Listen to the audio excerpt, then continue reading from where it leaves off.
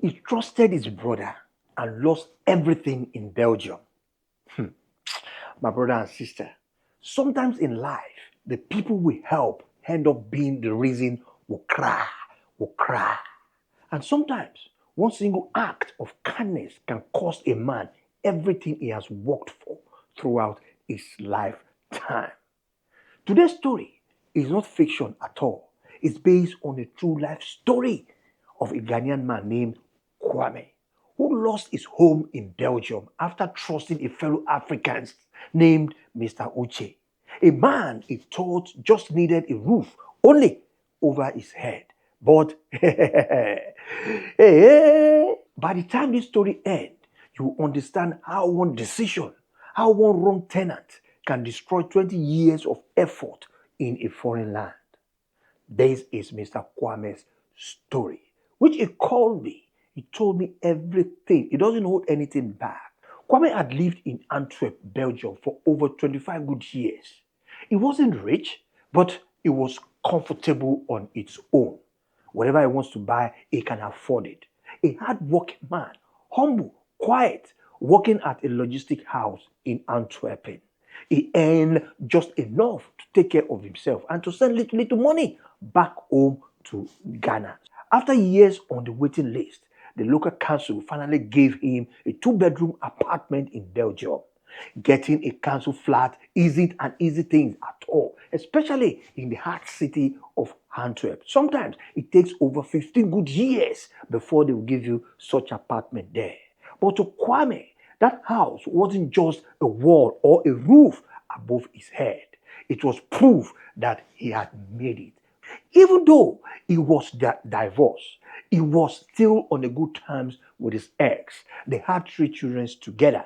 And from time to time, Mr. Kwame visited them. Sometimes he even spent weekend, with the ex just to be able to get some kind of more close ties with his children. But just one day, construction like this, a man named Mr. Uche, a fellow Nigerian immigrant, came to Mr. Kwame begging to help. Please, Oga Kwame, I beg help me now. I take God beg you, help me. I just need just one room. Make I just put my head on top. Say, hey, this winter, go treat me well. Oh.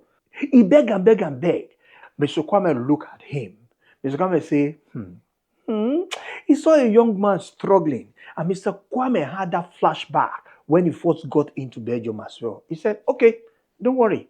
You can take that room, the one opposite my room there. But just please keep it clean, no trouble. I don't want wahala at all. I just take God, beg you. And make no enter this house late. It sounded simple, right? One brother helping another brother, right? You will also do the same, I'm sure. But as soon as Mr. Uche entered that room, bagger like this, hey, things now change. Mr. Uche, who appeared to be a very decent and nice man when he was begging for that room. Mr. Uche, you wouldn't believe it. He was a green snake under the green grass. For months, everything seems normal within Mr. Uche and Mr. Kwame. Kwame will go to work easily and come back home very, very late. Sometimes, he will even spend days with his wife and children, leaving only Mr. Uche in that apartment alone. He didn't pry. He didn't think of anything. He didn't even suspect anything.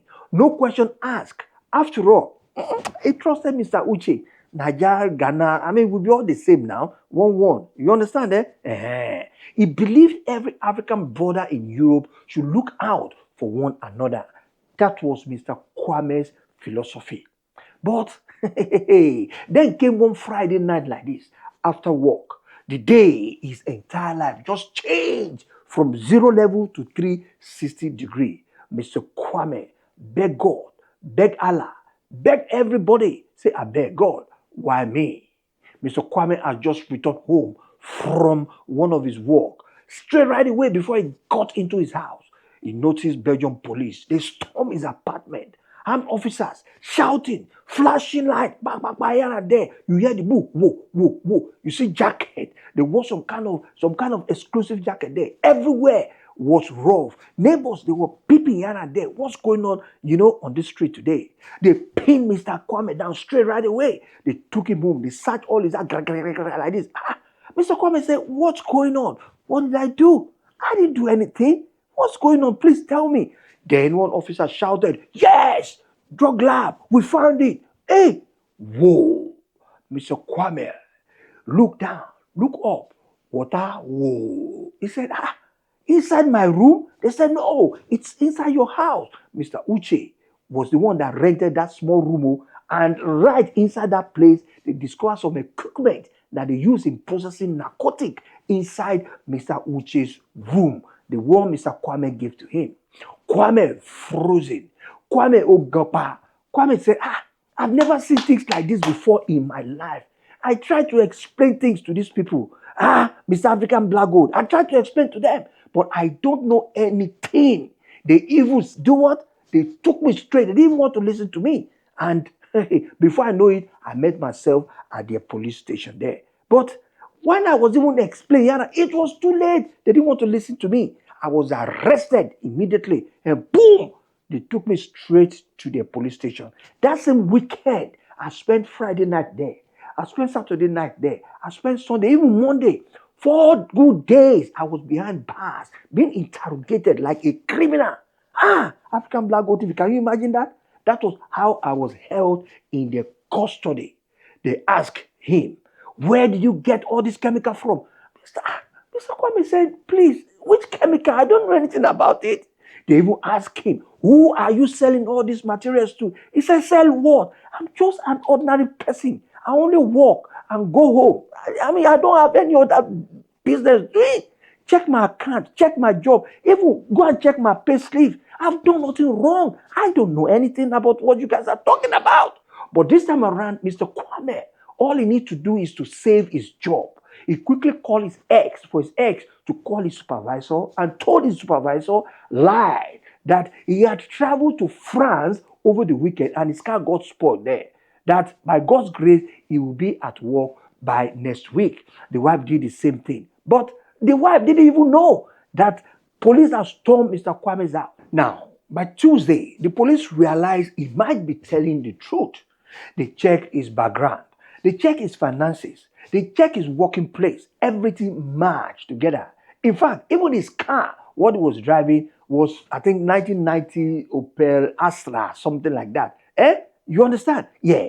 Kwame lived a simple life. No sudden income at all that they notice that comes into his account. No fancy spending. Even when you enter that house, he only had just one small flat screen like this inside his house. There was nothing so barbara inside his house. But still, the damage was done. According to the Belgium housing law, when a serious case like this happens, especially inside a council flat, even if the tenant claims innocence, the property can be taken back by the city council for investigation and also for the public safety. So this same house was what? Was under lock and key, cram. So when Kwame was finally released, he went back home. But, the house was sealed. The police had locked it, and the city council had repossessed that apartment. Bra Kwame didn't have any access to that house again. They told him, sir, you cannot enter that building until further notice. The property is under investigation. And as a matter of fact, until we finish the investigation, every single month, you still need to pay the rent of that house. Kwame begged. Kwame cried. He explained. He didn't know anything about it, but the law didn't care about emotion at all. The law is the law. While Kwame was also trying to investigate where Mr. Uche is, Kwame noticed that Mr. Uche might have disappeared out of the radar. They couldn't find him. They couldn't see him again. Kwame stood outside that locked door with nowhere to go. His few belongings were inside the house. He couldn't lay his hand there. His years of savings gone because he still need to pay the rent, while the investigation is still ongoing. His name now linked in a criminal investigation book. He couldn't even tell his colleague at work the truth. That was when he resumed back to work. Because, it's the shame of the thing. Yeah, he told them, he said, I'm in France. My car got broke down. Exactly what the wife told his supervisor. But deep down, Mr. Kwame, he was broken. He was sweating. He was crying. He regretted of giving the house to a Nigerian man. Kwame slept on friend's couch for a few days until just one day, his ex-wife rang him, like this. And she said, Kwame, come and stay here with us. You need a roof on your head. You're still the father of my children. This single act of kindness saved Mr. Kwame. Months later, the police confirmed Mr. Kwame was innocent, but he couldn't get his house back again.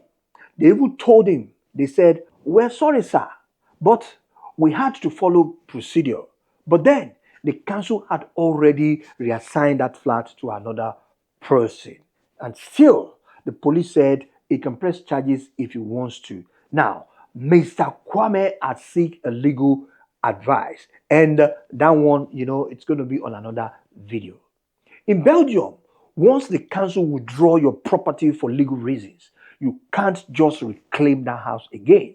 All you need to do then is for you to go back and register again. You start from number 0001 all over again. So, what can we learn from this story? First, be careful who you rent to. Even if the person calls you my brother, my sister, Charlie, saying, how are you? Things like that. Please verify everything before you hand over your key to that person. In Europe, if someone does wrong under your roof, the law can still punish you as the owner of that house or as the landlord. Yes, take this and let it sink in your head, please. Yeah? Second, good heart doesn't mean blind trust. Kwame helped Uche out of compassion, but compassion without caution can destroy a life. Third, never underestimate the system where you are. In countries like Belgium or the Netherlands, the system moves by rules, not by emotions. When the law acts, your innocence is proven only after damage is done. And finally, my people, forgiveness and grace still exist too. Maybe you see him now. His wife could have turned her back, against Mr. Kwame. But look at what she did. She gave him a roof, a second chance, even after their divorce. Can you do that to your ex?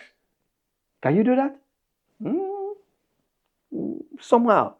That's a lesson in humanity we must never forget. Today, Kwame still works quietly. It's rebuilding step by step, but the scar still remains. He says, I trusted someone and I became homeless. That was exactly the last word that Mr. Kwame told me when he was narrating his story to me. My brother and sister, not every helping hand deserved your house key.